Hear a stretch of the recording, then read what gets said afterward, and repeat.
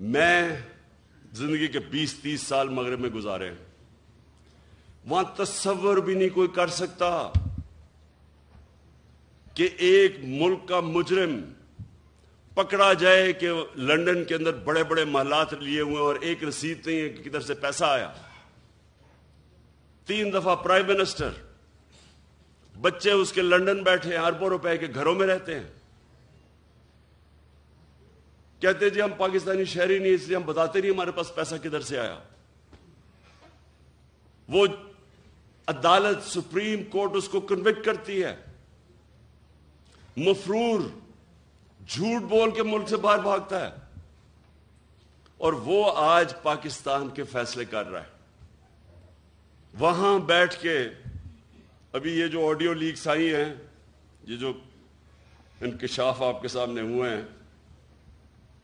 ان کے اندر پتہ چلے گا کہ وہ سارے ایک مفرور، ایک کرپٹ آدمی، ایک جھوٹا آدمی، ایک اربوں روپے اس ملک کے چوری کر کے بڑے بڑے محلت میں باہر رہنے والا آدمی، وہ ملک کے فیصلے کر رہا ہے.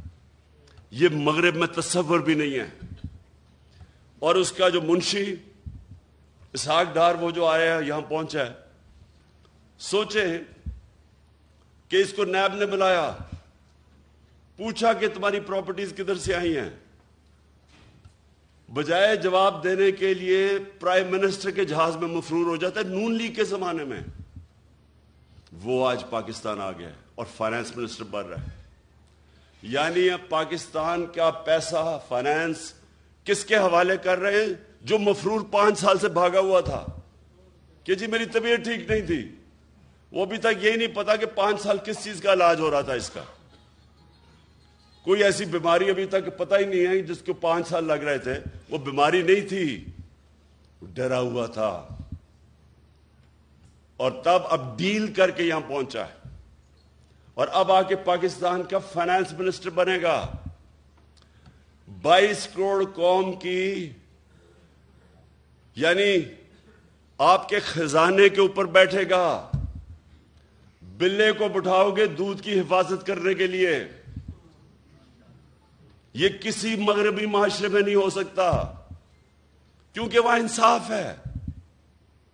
اور میں جب یہ چیزیں آپ کے سامنے رکھتا ہوں، اور یہ جو ابھی آپ نے فضل الرحمان کی بات کی، یہ اس گورنمنٹ کا حصہ ہے جدھر یہ ظلم ہو رہا ہے. سارے 60% جو کیبنٹ بیٹھی ہے، 60% کیبنٹ ضمانت پہ ہے، کرپشن کے کیسز کی ضمانت پہ ہے. یہ کس مغربی معاشرے میں ہوگا؟ اس لیے وہ ہمارے سے آگے ہیں کہ وہ ان کے جو احکامات میرے نبی نے ہمارے لیے، مسلمانوں کے معاشرے کے لیے جو ہمیں کہا تھا کہ یہ آپ کے لیے لازمی ہے، وہ ادھر چل رہے ہیں. انسانیت وہاں بہتر ہے، فلاحی ریاست بہتر ہے. وہاں غریب آدمی بے روزگار ہوتا ہے، اس کو پیسے ملتے ہیں جب تک روزگار نہیں ملتا. وہاں غریب آدمی کے لیے بہترین سکول ہیں، مفت پڑھائی ہے. غریب آدمی کسی ہسپتال میں جائے اس کو مفت علاج ملتا ہے. جو ہم نے کوشش کی ہیلتھ کارڈ لا کے کہ عام لوگوں کے لیے، غریب گھرانے کے لیے ہیلتھ انشورنس کہ 10 لاکھ تک کہیں بھی علاج کروا سکو، یہ تو ہم نے شروع کیا. یہ سارے مغرب میں ہیں. ادھر فلاحی ریاست ہے. عدالت میں جاتا ہے غریب آدمی، حکومت اس کو وکیل کر کے دیتی ہے، حکومت انصاف دیتی ہے اس کو. اس لیے اللہ کی برکت آتی ہے وہاں.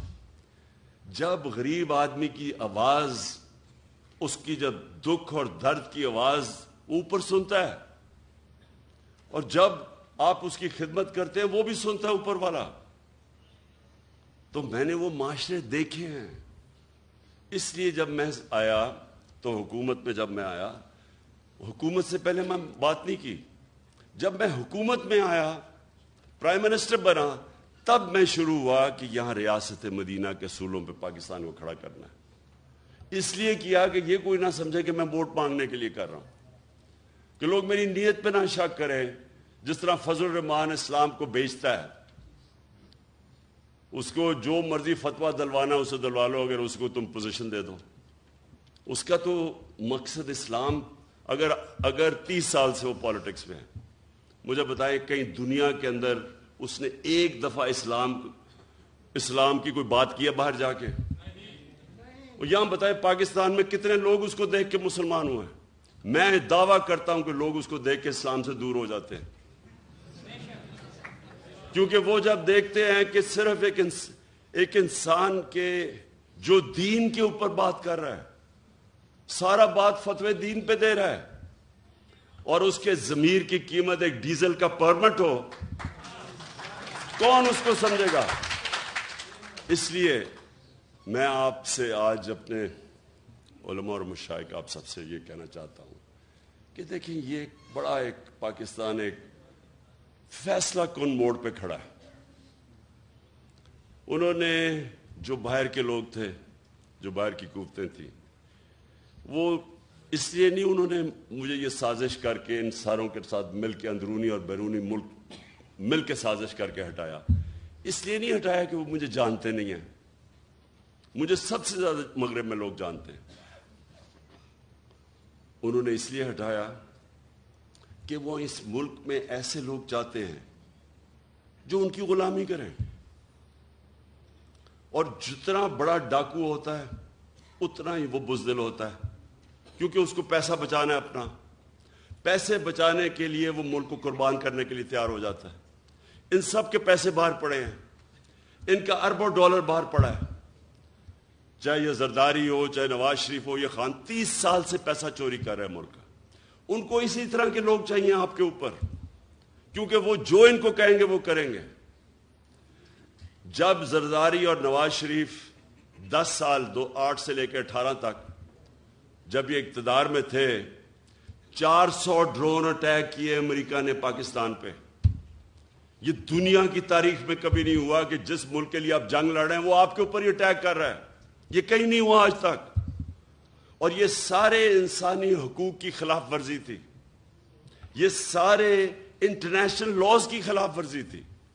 کوئی قانون آپ کو اجازت نہیں دیتا کہ آپ ہی فیصلہ کریں دہشت گرد کو آپ ہی مار دیں۔ ہمارا وہ الطاف حسین بیٹھا ہوا لندن میں 30 سال سے، کیا کہیں گے کہ ہم ڈرون میں اٹیک کر کے اس کو مار سکتے ہیں؟ کوئی اجازت دے گا آپ کو؟ کہیں گے عدالت میں جاؤ۔ اور ہمارے یہاں لوگوں کو کتنے بے قصور لوگ مارے یہاں، اور یہ دو بیٹھے ہوئے تھے، ایک دفعہ ان کے منہ سے امریکہ کے خلاف بات نہیں نکلی۔ کس نے اس کے خلاف پروٹیسٹ کیا؟ تحریک انصاف نے۔ ہم نے جا کے دھرنے دیے ڈرونز کے خلاف، ہم نے جا کے ساری جگہ اٹھایا۔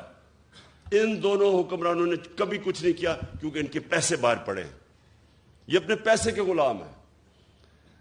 آزادی جو حقیقی آزادی ہے وہ سب سے پہلے تو وہ آتی ہے کہ ایک حکومت ایسی ہو جو اپنے لوگوں کی بہتری کے لیے فیصلہ کرے، جو اپنے جس نظریے سے پاکستان بنا تھا اس کے لیے فیصلے کرے۔ اور وہ جب آپ ایک آزاد خود جب حکومت آتی ہے جو آزاد فارن پالیسی، تو وہ اس کو مشکل وقت سے نکلنا پڑتا ہے، کیونکہ آزادی کوئی پلیٹ میں نہیں دیتا کسی کو۔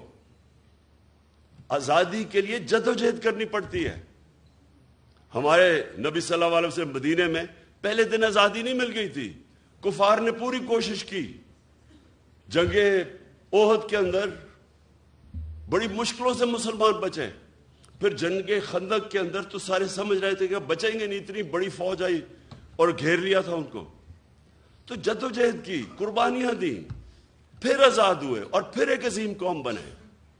غلام تو کبھی اوپر جا ہی نہیں سکتے۔ اور جب ایک مسلمان دعویٰ کر دیتا ہے کہ لا الہ الا اللہ، وہ پھر وہ کیسے کسی کی غلامی کر سکتا ہے؟ اس کا مطلب کہ آپ نے جو اللہ سے وعدہ کیا ہے، آپ نے حلف لیا ہے، لا الہ الا اللہ، اللہ سے آپ کا حلف ہے کہ اے اللہ تیرے سوا میں کسی کے سامنے نہیں جھکوں گا، پھر آپ کیسے کسی کی غلامی کر سکتے ہیں؟ اور پھر جب آپ یہ دعویٰ کر دیتے ہیں تو پھر اللہ آپ پہ چھوڑ دیتا ہے، اور قومیں وہ اٹھتی ہیں جو پھر اپنے پیر پہ کھڑی ہوتی ہیں، پھر قربانیاں دیتی ہیں، مل کے قوم قربانی دیتی ہے، وہ پھر نکل جاتی ہے۔ جو ہوا کہ دنیا کی تاریخ کا سب سے بڑا انقلاب آیا تھا مدینہ کے اندر، دنیا میں اتنا بڑا انقلاب نہیں آیا. 10 سال 622 اور 632 میں دنیا کا نقشہ بدل گیا. دنیا بدل گئی. 2 سپر پاور تھی تب بھی. ہمیں بھی جب تک ہم ایک بحیثیت قوم ایک صحیح معنی میں اپنے آپ کو آزاد نہیں کرتے، جو ہمارا کلمہ ہمیں آزادی دیتا ہے، اور جب تک ہم یہ چوروں کی غلامی کریں گے جو باہر سے کنٹرولڈ ہیں، کوئی مستقبل نہیں ہے ملک کا. انہوں نے جو 5 مہینے کے اندر کہا جی ہم مہنگائی کم کرنے آئیں گے. 50 سال میں سب سے زیادہ مہنگائی ہوئی ہے آج پاکستان میں. 50 سال کے بعد ایسی مہنگائی ہے. کبھی ایسا معیشت جو 6% کے اوپر ترقی کر رہی تھی 6 مہینے پہلے، آج وہ بالکل نیچے گر چکی ہے. بے روزگاری بڑھ رہی ہے. یہ آپ کی خدمت کرنے نہیں آئے تھے، یہ اپنے کیسز ختم کرنے آئے تھے. انہوں نے جو چوری کی ہے اس کو بچانے آئے تھے. یہ اسحاق ڈار جیسا فراڈ، یہ اب اسی NRO ڈیل کے تحت یہ پاکستان پہنچا ہے. اور ہماری بڑی بدقسمتی ہے کہ ہمارا نا انصاف کا نظام اس کو روک سکا، نہ انہوں نے اس کا راستہ روکا. اور کون روکے گا؟ انشاءاللہ آپ کا بھائی عمران خان انشاءاللہ اس کا راستہ روکے گا.